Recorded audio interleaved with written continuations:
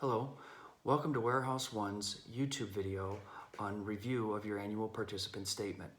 My name is Theodore Boudreau Jr. I am a Vice President and Trust Officer at the Community Bank of Pleasant Hill. We are the trustee of the Warehouse One Employee-Sponsored Ownership Plan. If you have questions about your account statement or questions in general about the ESOP after viewing this video, please feel free to call me or send me an email. I have provided my contact information to Mary Lou. So let's get started. Let's look at your account statement, and we'll start with the basic information, and then we'll move on to the account-specific information.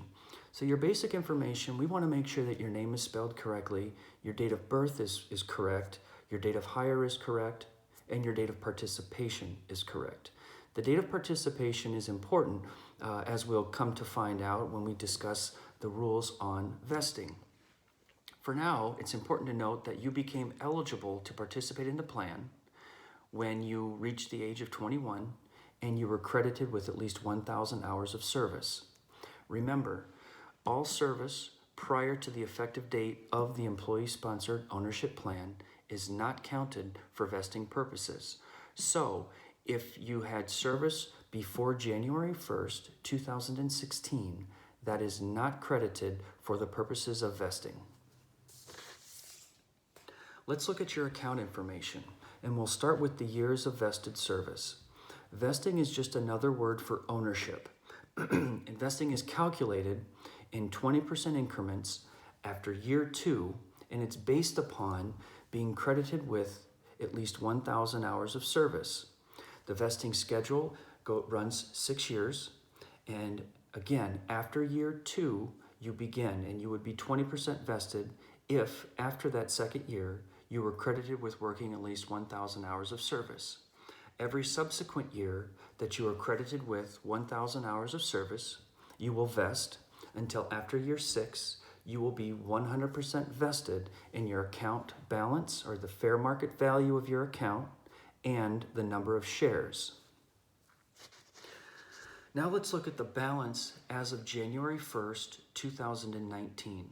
The fair market value and number of shares really is just a carryover from your December 31st, 2018 participant statement.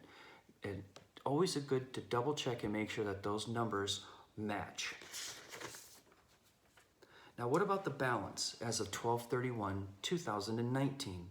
You will notice that there is a fair market value as well as a number of shares, in different ways that shares may have been allocated to your account during this year.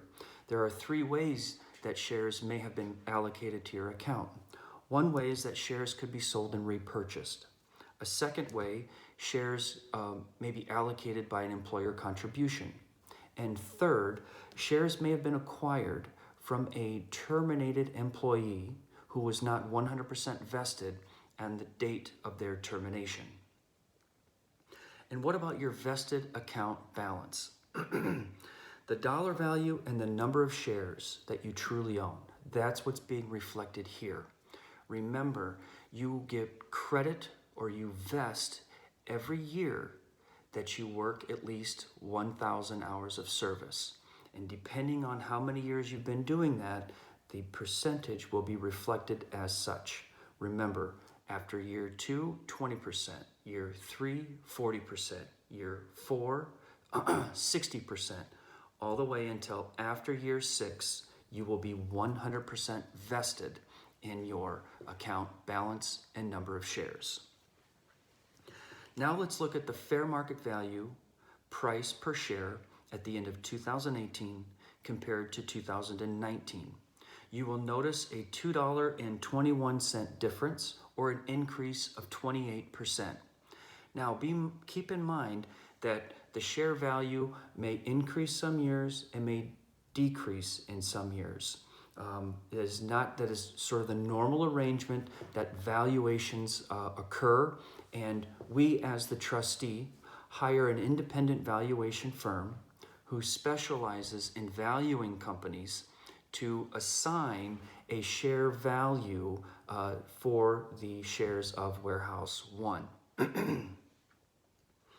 That concludes our review of your participant statement. Again, if you have any questions about your statement or the ESOP, please feel free to reach out to me. My contact information is with Mary Lou. It's been my pleasure, and I look forward to meeting you all in the near future. Thank you very much.